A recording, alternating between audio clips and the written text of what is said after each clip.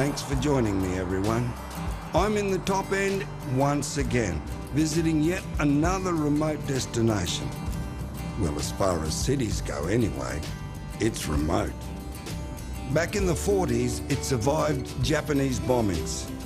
In the 70s, a Category 4 cyclone, but today it's a bustling metropolis with the wilds of the great Aussie outback right on its doorstep. I'm in the city of Darwin in the Northern Territory.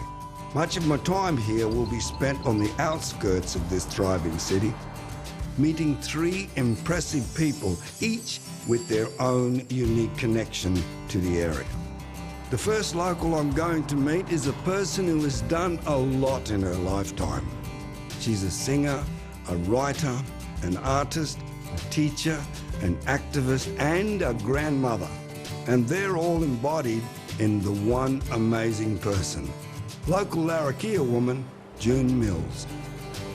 We're catching up on the beach on the outskirts of the city, where June says she has something special in store for me.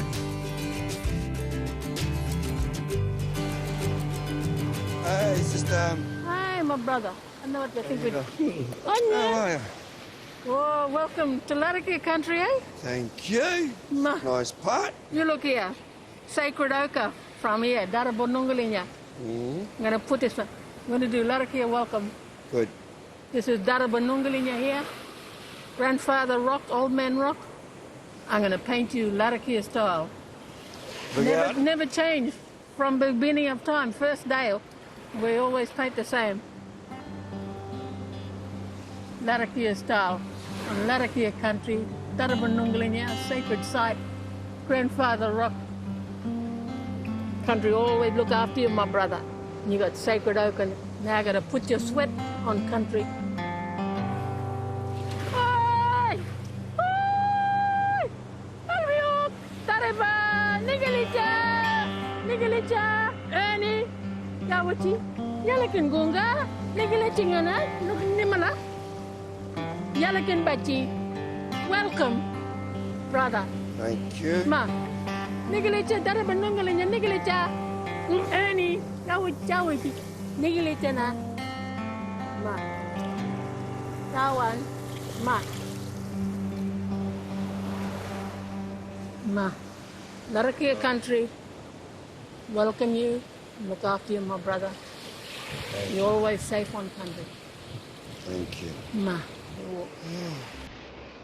I'm so happy you're here, my brother. All this area is called Darabonungalinya. Daraba meaning grandfather, and Nungalinya, that's his name.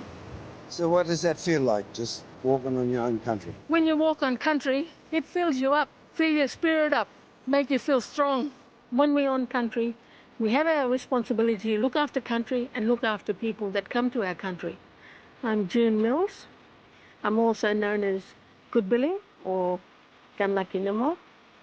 And my people are Larrakia, and my mother's people, that's my father's side, and my mother's side is Kungarakan, Goringi. There's nothing quite like a welcome to country, but June has more to show me. I'll get the door for you. After a quick freshen up, we head into town to the Sisters 7 Gallery, which is a special women's place that showcases artists from across the region. Tell me about this gallery. Yes, it's very unique. This is run by a lady called Cindy Watson, and it's just for women. Where all the artists come from? Mostly from down the Desert Way. So there's a few different ones, even from Ramangining, I believe, like some of the jewellery and that. So we do have some ladies from Ramangining, and however, the common denominator is that they all live here in Darwin. Each different aspect that I got into, well, painting, I certainly know where that started. That really started on a really deep, burning desire to have my spiritual imagery, which was not evident anywhere that I looked, but what I had in my spirit, which was my crocodile.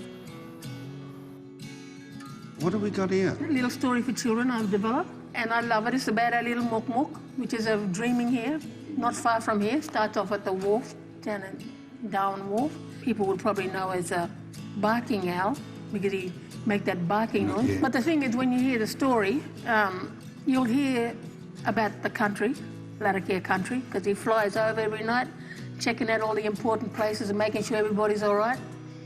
And I made all these little animals from Larrakia country. What's this one? Chuaning, that's a hermit crab. Nice. Compared to this frilly. Yeah, that's a frill-neck lizard. Oh, and love the this saltwater one. crab. Love that one. So they all got their traditional names. Oh, okay. So Madla, Madla, Datlawa, Datlawa, Juaning, Joani, and Mukmuk. Mukmuk. Yeah. I'm 63 years old now, and I look at it in terms of how much time do I have left on this earth. And I think 10, 20 years. 10, 20 years will go like that.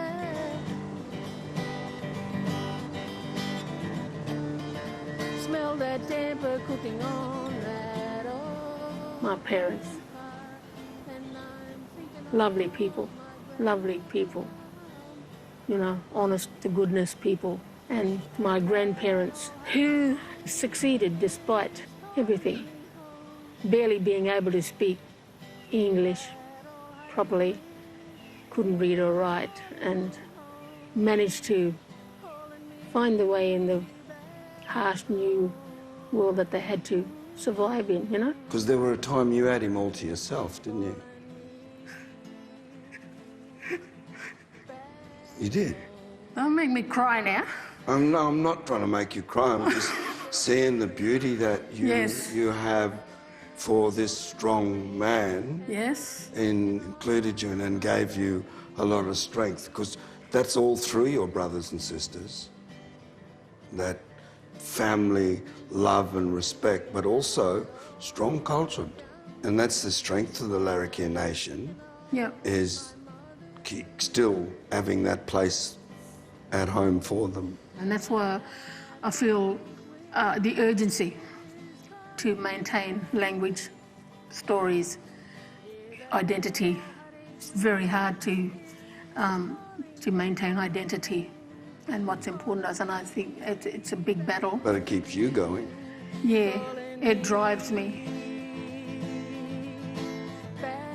So the message I'd like to share with anyone out there listening is, don't be afraid to speak out most times. What you've got to say is more important than anything else you'll hear or see or read or out there. Speak up, be brave, and love yourself, and love where you come from. Back home, calling me. It's day 2 of my Darwin trip, and this morning I'm about to meet a National Park Ranger who knows the mangroves and the waterways around here like the back of his hand. I'm spending the day with Tom Nichols and one of his team members who are going to show me how they trap and remove crocodiles from the Darwin Harbour.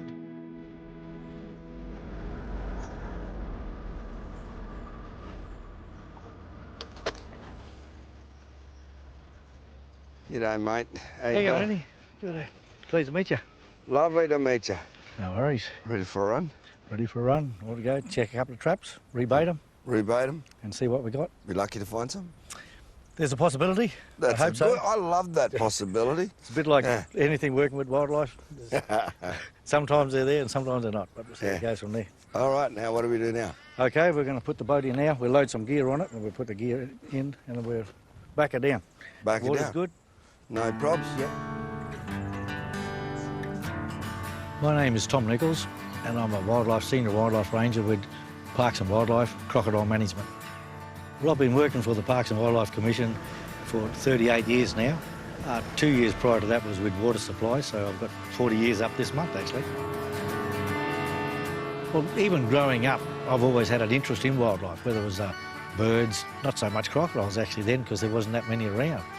But, you know, snakes, I was already cautious of them, but I was always interested in wildlife and the protection of it. With fresh bait on board, and I don't mean me, we're ready to check out the first trap. And there it is. Okay, only we've come to the first trap. So what have we got in there? Big one or a little one? It's only a little one, yeah. Oh. What we're going to do now, we're going to put this rope, we've got a loop here, it goes over roughly in the middle of the jaw, 2 teeth which protrude over the bottom of the jaw. Once we've got the snout rope over that, we tighten it up. Then we will bring it up and put a little zip tie on it. That closes the jaw. Then we'll bring it up the top and we'll put duct tape on it. Oh, I was wondering why you give me the duct tape. That's right. And that makes it safe for us. Once the duct tape's on, we know he can't bite us. And the cloth? And the cloth that goes over his eyes, we cover his eyes. That stops him from being stressed out and startled by movements around. What's the stick for? Okay, the stick, I will put the loop into the stick itself. The other stick is used to tap his jaw to see if I can open it up. Now, one thing about the little ones, they're a lot more touchier. They go up and down and they make it hard to catch. So if he makes it too hard, I'll just put it around his crown of his neck, behind the crown. Then I'll lift him up and we'll get another rope and then go onto his jaw. Just makes it easier. If not, I'll just Dundee him. No worries, I'm looking forward to that one. Yeah, me too. Okay, I'll open the gates up. What's your foot there, mate? Poor little fella.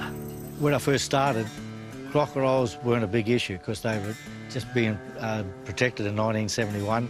The first crocodile farm was opening up, and that was in 1981. And when I first started, it was a matter of trying to bring crocodiles back to an abundant number. There comes the splash. Too, because sometimes crocs can jump. You might lose something. Yeah, crown jewels.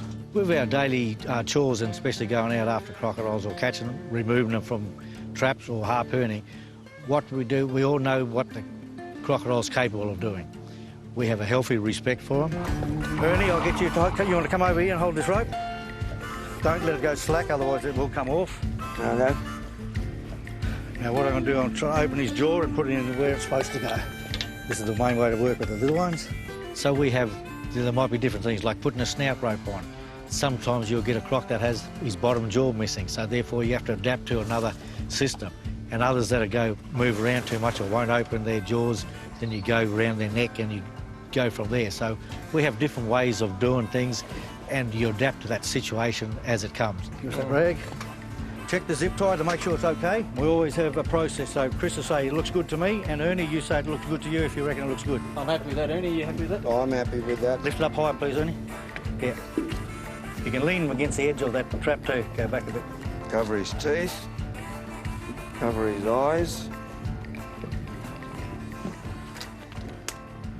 We're pulling all the way out. Okay. Now, when we got him out, Ernie, I want you to put your foot on his head. Oh, you can have a go do that. You want to sex him? Foot on his head. Put your foot on his head. Taping his back legs up is basically for his own protection and ours too. Ernie's going to pass me the rope. We're going to bring him inside.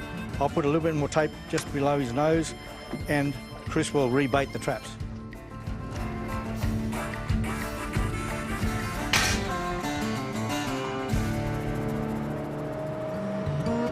Growing up in Darwin, there seems to be a lot of changes. But I still love Darwin and I always will. This is where I was born and I'm sure probably where I'll end up. As we draw alongside the second trap, I make sure my GoPro is at the ready. Now, this is going to be a bit of fun. Tell you what, if he jumps out of there, I'm jumping on top of the boat. Okay, here we go. Let's have a closer look. Even in that, that's less than a metre, it's still pretty hard to see him in that water colour. Oh, especially with this sun bearing straight down onto the animal itself. Zip tie now. Drive that all the way through. That's it. Right. Have it behind the white rope. Get to stand back. All right, that'll be all right. Okay. Have to close that other gate. Okay. This one? This one here. I think I got it. We're going to bring his head up. I'll hold him. Yeah, I think, yeah. Okay, I'll check this first. Looks good to me. Yeah. Looks good here.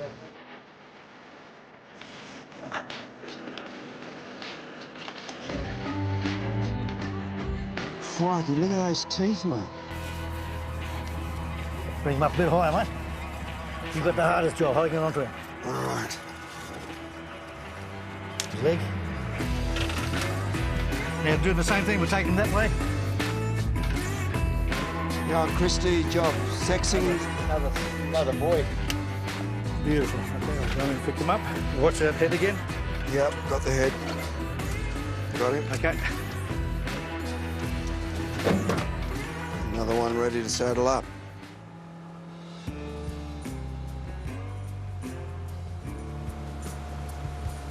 With the job I'm in at the moment with crocodile management, which only started as a full-time job roughly 22 years ago, due to the fact that more incidents were taking place between the public and crocodiles and a couple of fatalities. So that job has changed a lot since it first started to now. What you really obviously, where everybody's trained, you've got a coxswain certificate or Master 5s and firearms, drugs and enforcement powers. And we do a lot of, our main thing is Darwin Harbour and the rural area, or problem animals, or problem crocodiles anywhere else. I love my job. I still love getting up in the morning and going to work.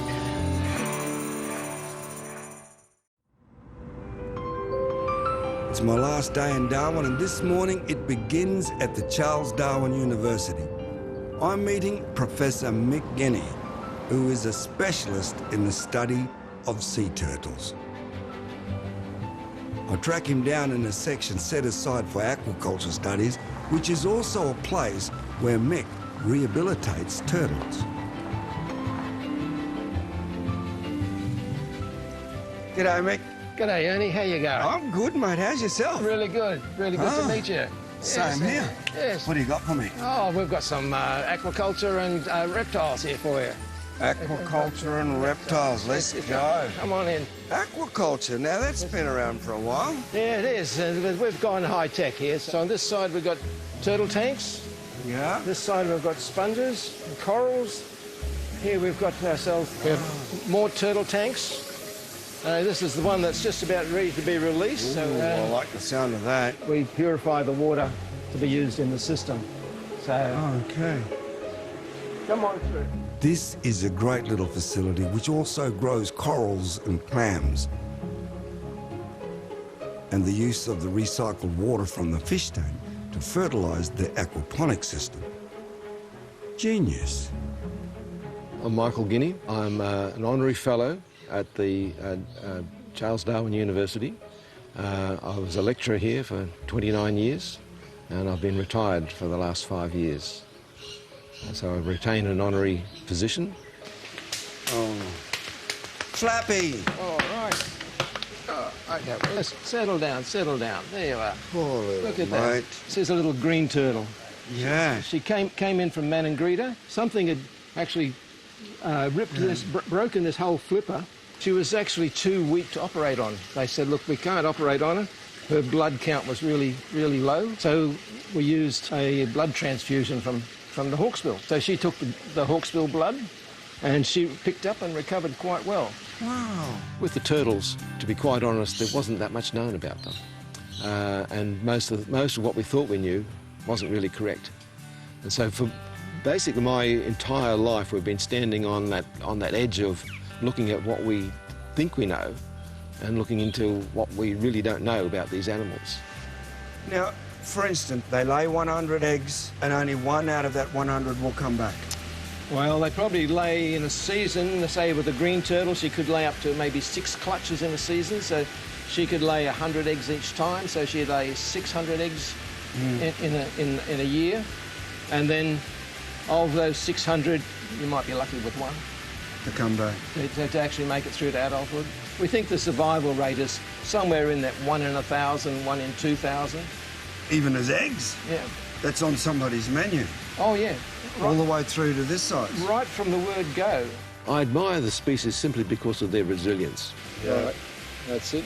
The turtles were here long before we came. They're a resilient animal. They've developed mechanisms of being able to have foraging areas in one part of the ocean and nesting areas on land in another part of the ocean. And part of that is this ability to move vast distances. Ernie, this little guy's getting ready to go. He's been in here for about 2 months. Sometimes at the bottom of the clutch you get one that's not quite right. They might have a flipper that's bent or they might be just a little bit weaker than the others. And so this one came in from Casuarina Beach trying to give these, every turtle hatchling a chance. So he'll be quite happy to get back in the ocean. He's been in for 2 months. There's no reason to keep him now. He can swim well, he feeds well, he can find his own food out there. Oh, that's great. Yeah. And his name is? Oh, we don't have a name for this one. We think it could be a female. Famali. Famari. Yeah, that's a good name. Okay. Famali. Famali? Yeah, female, but just pronounced it. You just put the emphasis on the wrong syllable, yeah? Oh, mate, I'm getting all soppy. I'm going to go and blow my nose. It's the best feeling to get some sand between your toes. To top off the day, Mick and I head to the very same beach where June first welcomed me to Darwin. We just got one thing left to do. The rewards for the rehabilitation are really that release of the animal. To have an animal that has been in your care and you've cared for it, and you know, full credit to everybody that's involved. They give ultimate care to these animals. Take him carefully, hold him like that. Yeah. Now he'll swim straight into the waves. To have it go and be released, that's a great success. So we do get very involved with these. Happy and elated to see them go, devastated when it doesn't work out. There you go. Look at that. Woo. All right. We ready to go, mate? I know. You got to go, though. I've been described as an optimist, although I don't see where the future lies. I don't see where the results are going to come. Come on, little mate. I'm optimistic about the future generation. I'm optimistic that we'll overcome the problems that we have with the environment. Off you go, mate. Let's kick it up, mate. Here we go. Woo. To the folk watching, my message would be to have a go. If you want to do something, have a go. Don't be swayed by knockers, those people who say that's not how you do it. So be open to advice. Those people will become very important people in your life. Go, little girl. Let's go. Keep going, Hill. Keep going, little fella. There it goes out there.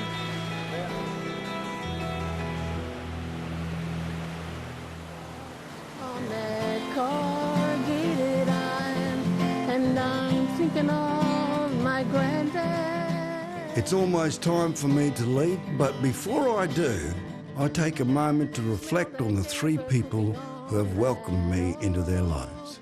From the inspirational June, who gave me such a warm Larrakia welcome and who shared with me how special this place is to her, I thank you, sister. To Tom, a top bloke, who got me up close and personal with the saltwater crocodile and got me back to tell the tale. I definitely thank you, mate. And last but not least, to Mick, a committed advocate to saving sea turtles and a man with a deep appreciation for those special people who allow him to follow his passion. Each of you in your own way has grown my appreciation for this wonderful place, and it has been my absolute pleasure. Ora na ngai ma. See you later.